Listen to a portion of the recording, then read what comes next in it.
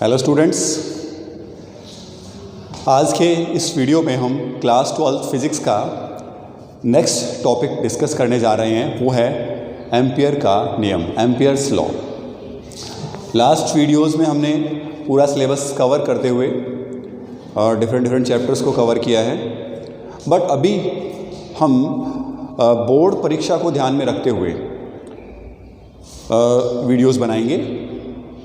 जो चैप्टर आपके सिलेबस में हैं, नवीन पाठ्यक्रम में हैं, केवल उन्हीं पर ही वीडियोस हम बनाने जा रहे हैं। तो आज के इस वीडियो में हम पढ़ रहे हैं एम्पियर का नियम।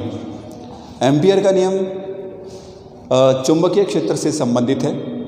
बहुत ही अच्छा नियम है एक। अब इस नियम का कथन क्या है, देखिए। निर्वात में चुंबकीय क्षेत्र के रेखा समाकल B.dl समाकलन का मान निर्वात की चुंबकशीलता म्यू नॉट तथा बंद पथ से परिबद्ध क्षेत्रफल को पार करने वाली कुल धाराओं समेशन I के गुणनफल के तुल्य होता है। देखिए, निर्वात में हम चुंबकीय क्षेत्र का रेखा समाकल ले रहे हैं और वो बंद पथ पर ले रहे हैं। इसका अर्थ है बंद पथ पर। रेखा समाकल का अर्थ है ये चुंबकीय क्षेत्र है और ये पाथ लंबाई है। यस, तो इसका मान किसके तुल्य है? म्यू नॉट गुणा समेशन I। कई बार एग्जाम में इसका कथन पूछा गया है, एम्पियर के नियम का कथन लिखिए, तो उसका ये आंसर आप लिख सकते हैं। तो इसका जो गणितीय स्वरूप है उसको भी हम लिख लेते हैं। B.dl equals to mu naught summation I। Summation I जो बंद पथ है, बंद पथ से परिबद्ध क्षेत्रफल, जैसे कोई पथ बंद हो, पथ यानी कि एक रास्ता, यानी एक बिंदु से आप चलें और वापस उसी पर पहुंच जाएं, तो ये है बंद पथ, यानी इसका प्रारंभिक बिंदु और अंतिम बिंदु सेम हो। तो ये क्या बना रहा है? एक क्षेत्रफल बना रहा है। इससे गुजरने वाली धाराओं का योग वो समेशन I होगा। इस प्रकार से धाराएं इसमें निकल सकती है। तो इसको हम अभी डिटेल में डिस्कस कर रहे हैं। तो एम्पियर नियम का कथन क्या है? एग्जाम में अगर पूछा जाए तो आप इतना इसका आंसर लिख सकते हैं। अब धाराओं का जो योग है वो किस प्रकार से करना है, इसमें हमें चिन्ह का भी ध्यान रखना है। किन धाराओं को हम धनात्मक लेंगे और किन धाराओं को हम ऋणात्मक लेंगे, इस पॉइंट को डिस्कस करने जा रहे हैं हम, जो कि न्यूमेरिकल पॉइंट ऑफ व्यू से काफ़ी इंपॉर्टेंट है। तो कथन क्लियर है? एक बार और रीड कर लेते हैं। निर्वात में चुंबकीय क्षेत्र की रेखा समाकल, बंद पथ पर रेखा समाकल लिया है हमने। रेखा समाकल का मान निर्वात की चुंबकशीलता म्यू नॉट तथा बंद पथ से परिबद्ध क्षेत्रफल को पार करने वाली कुल धाराओं समेशन I के गुणनफल के तुल्य होता है। B.dl equals to mu naught summation I, right. अब देखिए, हम यहां पर एक बंद पथ लेते हैं। इसको मैं इरेज कर देता हूं।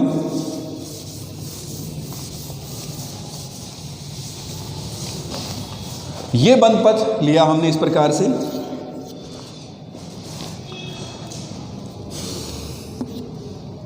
इस डायरेक्शन पथ की हमें एक दिशा लेनी होती है। तो इस बंद पथ की दिशा हमने ली है मुड़ी हुई अंगुलियों की दिशा में। दाएं हाथ की जो मुड़ी हुई अंगुलियां हैं, इस प्रकार से आप देख सकते हैं, ये मुड़ी हुई अंगुलियां, और बोर्ड पर जो हमने बंद पथ बना रखा है उसका परिसंचरण एक ही दिशा में। तो जो अंगूठे की दिशा में धाराएं होंगी उनको तो हम लेंगे धनात्मक, और जो विपरीत दिशा में होंगी उन्हें हम लेंगे ऋणात्मक। देखिए,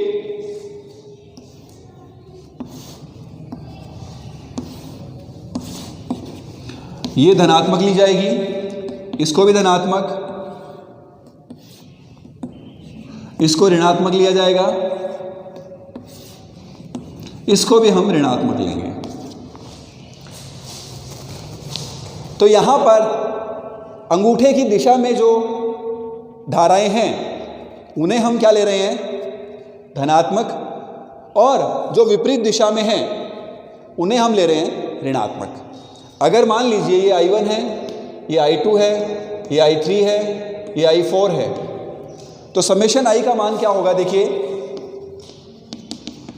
I1 plus I2 minus I3 minus I4, यानी इस क्षेत्रफल से कुल धाराओं का जो योग है वो इस प्रकार से किया जाएगा। अगर 5 एम्पियर की धारा निकल रही है और 5 एम्पियर की धारा अगर वापस नीचे की ओर निकल रही है तो 0 होगा, 5 माइनस 5 0 हो जाएगा। तो किन धाराओं को हम धनात्मक लेंगे और किन धाराओं को हम ऋणात्मक लेंगे, वो दाएं हाथ का जो नियम है, दाएं हाथ के अंगूठे का जो नियम है, उस आधार पर हम निर्धारित करते हैं। परिसंचरण की जो दिशा है वो, ये जो मुड़ी हुई अंगुलियां हैं वो दिशा होनी चाहिए। इसके अगर विपरीत है तो नीचे की ओर को हम पॉजिटिव लेंगे। ठीक है, तो आप सिंपल इसको दाएं हाथ के अंगूठे के नियम से समझ सकते हैं। क्लियर है?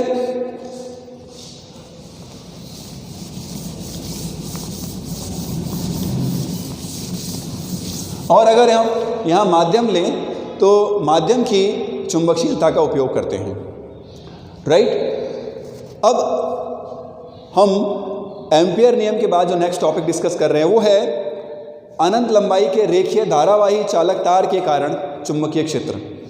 ये टॉपिक आपको सुना हुआ लग रहा है क्योंकि इसको हम पढ़ चुके हैं।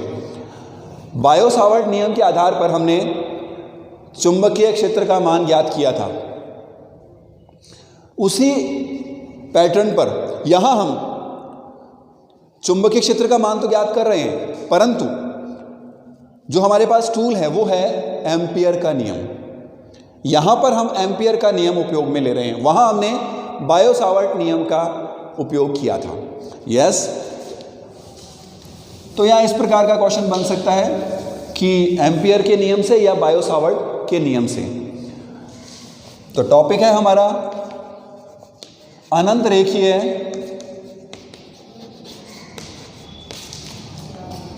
धारावाही चालक के कारण चुंबकीय क्षेत्र।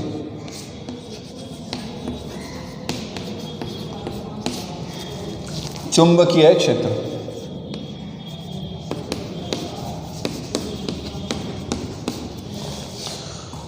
हमारे पास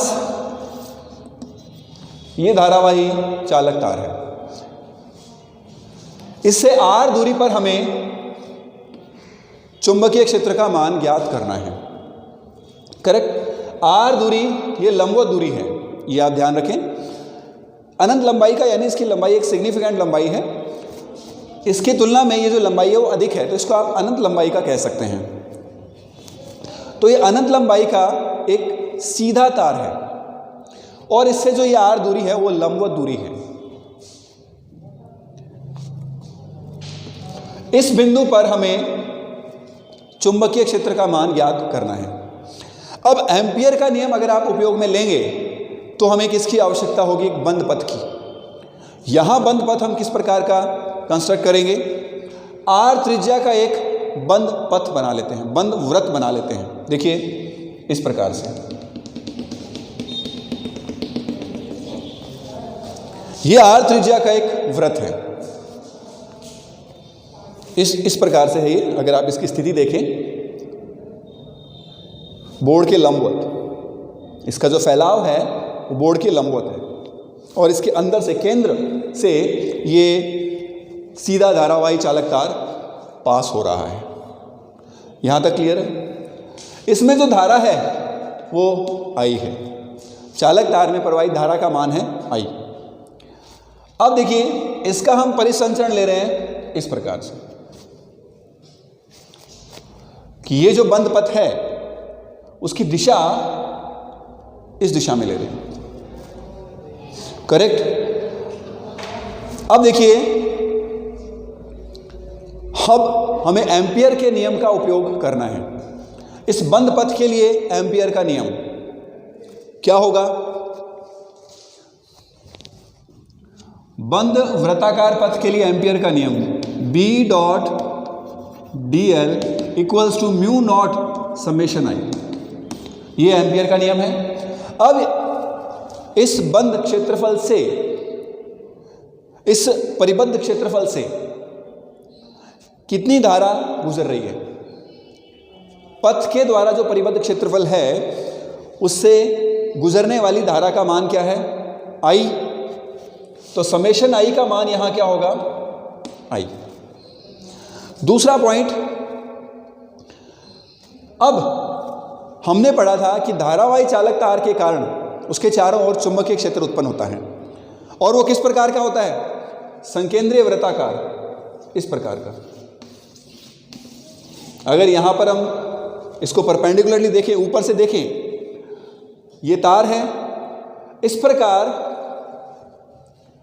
संकेंद्रीय वृत्तों के रूप में चुंबकीय क्षेत्र की दिशा होती है। तो इस पर चुंबकीय क्षेत्र की दिशा r दूरी पर अगर हम लें, r दूरी पर मान लीजिए ये है, इस प्रकार का परिसंचरण हम लें, तो चुंबकीय क्षेत्र की दिशा भी यही है। जिस प्रकार का आपने परिसंचरण लिया है उसी दिशा में ही चुंबकीय क्षेत्र की दिशा है। यानी यहां अगर आप एक अल्पांश लें, इस पर dl की दिशा और b की दिशा समान है, चारों ओर चुंबकीय क्षेत्र उत्पन्न हो रहा है, तो इस पथ पर भी चुंबकीय क्षेत्र होगा।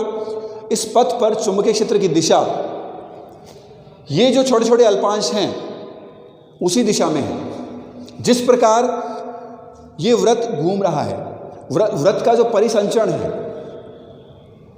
चुंबकीय क्षेत्र की दिशा भी उसके अनुरूप है। तो हम कह सकते हैं b की दिशा और dl की दिशा समान है, तो थीटा का मान कितना हुआ, 0। b और dl के मध्य कोण थीटा है और थीटा का मान यहाँ 0 है, क्योंकि दोनों एक ही दिशा में चल रहे हैं। b और dl दोनों एक ही दिशा में हैं, और दोनों एक ही दिशा में हैं, तो थीटा का मान क्या होगा, 0 होगा। तो एम्पियर के नियम पर हम इसको अप्लाई करते हैं। जो कंडीशंस हैं, यहाँ की जो परिस्थितियाँ हैं, वो एम्पियर का जो सामान्य नियम है उस पर आरोपित करते हैं। देखिए यहाँ पर चुंबकीय क्षेत्र की दिशा हमने किससे निकाली है, दाएं हाथ के अंगूठे के नियम से। अगर धारा की दिशा में चालक तार हो, यानी चालक तार में धारा की दिशा अंगूठे की दिशा में हो, तो मुड़ी हुई अंगुलियां किसको व्यक्त करती हैं, चुंबकीय क्षेत्र की दिशा को व्यक्त करती है, चुंबकीय क्षेत्र को व्यक्त करती है। तो इनमें इन परिस्थितियों को अप्लाई करते हैं। देखिए समेशन I का मान I है, क्योंकि केवल एक ही तार इसमें से प्रवाहित हो रहा है। b dl cos theta equals to mu naught I। cos theta, theta का मान यहां पर क्या है, 0 है, तो ये होगा b dl cos 0 equals to mu naught I। Theta का मान यहां क्या है, 0।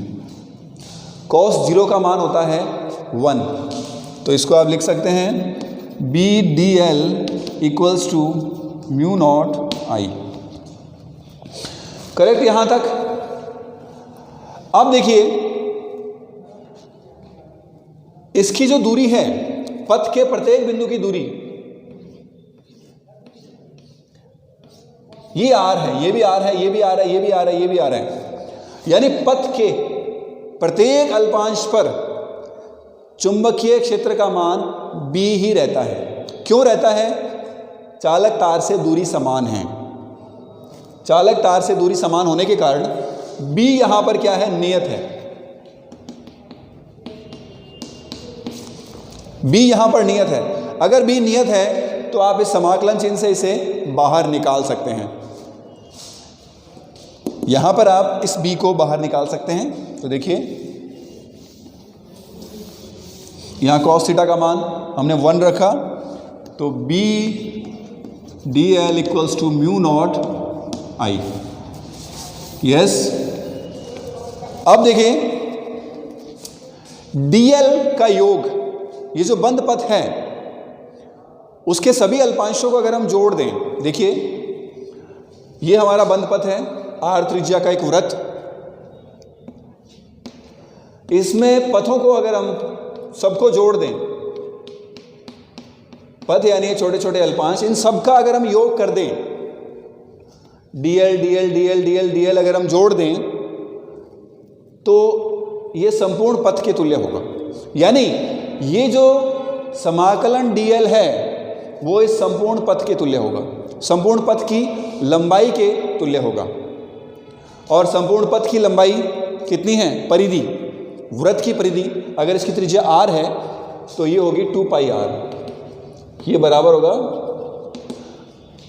बंद पथ का समाकलन dl, इसका मान होगा 2 पाई r, करेक्ट। क्योंकि सभी dl का अगर हम योग कर दें, सभी अल्पांशों का योग कर दें तो ये परिधि के तुल्य होता है। और सभी अल्पांशों पर चुंबकीय क्षेत्र का मान क्या है? समान है। दिशा अलग अलग है, दिशा प्रत्येक बिंदु पर अलग है, परंतु परिमाण जो है वो समान है, राइट।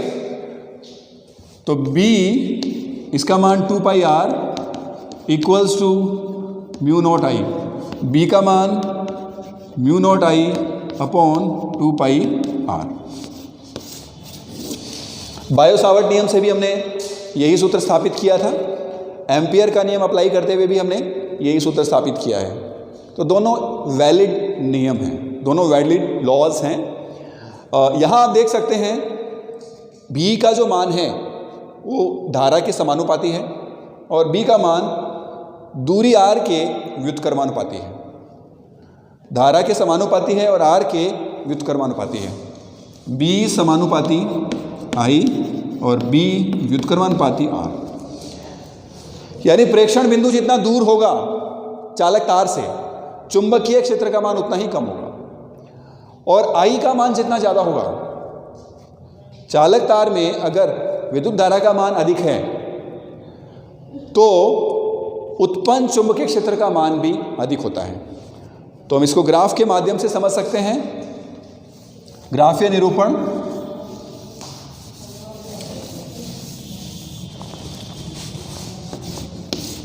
इधर आप ले I और इधर ले B, चुंबकीय क्षेत्र B और I। तो यहाँ आप देख सकते हैं सरल रेखा प्राप्त होगी क्योंकि B समानुपाती क्या है? I है। और R पर निर्भरता को लें तो देखिए ये R है, ये चुंबकीय क्षेत्र B है, तो ये इस प्रकार का ग्राफ प्राप्त होगा क्योंकि चुंबकीय क्षेत्र B R के व्युत्क्रमानुपाती है,